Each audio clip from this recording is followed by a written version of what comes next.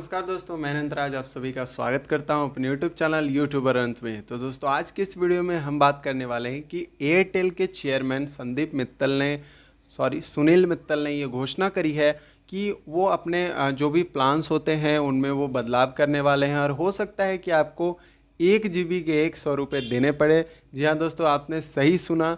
और वीडियो में आगे बढ़ने से पहले अगर आप चैनल पर नए हैं, चैनल को सब्सक्राइब कर लीजिएगा, साथ ही बेल आइकन को कर लीजिएगा प्रेस, ताकि आपको मिलती रहे मेरे सारे वीडियोस की नोटिफिकेशन सबसे पहले।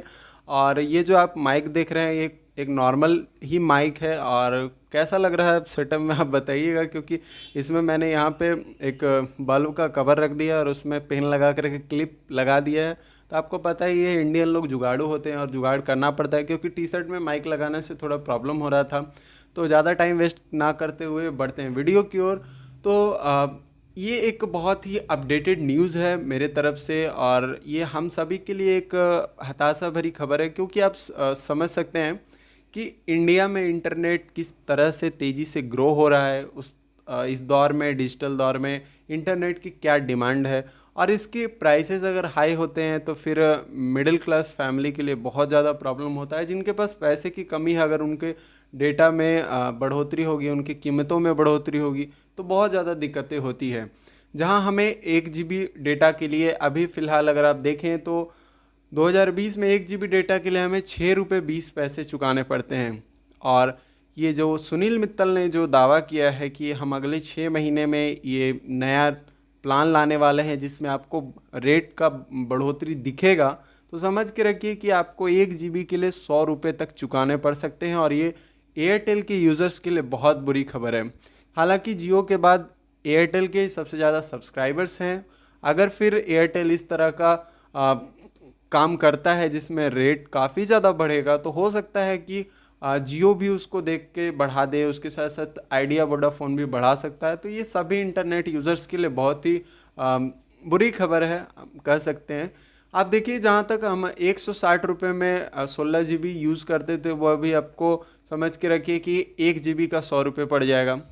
आपको ये भी पता होना चाहिए कि अमेरिका और यूरोप जैसे देशों में 3750 से लेकर के 4500 रुपये पर जीबी का खर्च आता है। और हमारे इंडिया में 2020 की अगर बात करें तो 6 रुपये 20 पैसे। मैं आपसे एक रिपोर्ट शेयर करने वाला हूँ, हालांकि मैं इसका एक फ़ोटो भी शेयर करूँगा अभी। और इंटरनेट डेटा की कीमतें किस तरह घटी है, तो 2014 में अगर देखें तो 268 रुपये था, 2015 में 226 रुपये 30 पैसे था। ये पर जीबी का जो लिमिट होता है, पर जीबी का रेट हम बता रहे हैं आपको। 2016 में 75 रुपये 57 पैसे, 2017 में 19 रुपये 35 पैसे पे घट के आया, और वही रेट 2018 में 11 रुपये 78 पैसे, और 2020 में ये 6 रुपये 20 पैसे पे आ चुका है। जो हमारा रेगुलर जो हम लोग यूज़ करते हैं इंटरनेट, तो उसका कॉस्टिंग 1 GB का 6 रुपये आता है। आप इसी से कैलकुलेट कर सकते हैं। अगर आपको मान के चलिए कि 30 दिन का आप नेट पैक अपना भराते हैं, तो आपको कितना लगभग 199 का आपके 1 GB के हिसाब से अगर देखें, तो आपको मान लीजिए अगर आपको 199 पड़ता है, तो आप समझ सकते हैं कि 30 छके 180, लगभग आपको 180 रुपये उधर और 20 से 600 इधर आपका पड़ गया। मान के चलिए एकदम कंप्लीट आपको 200 रुपये से ज़्यादा पड़ेगा।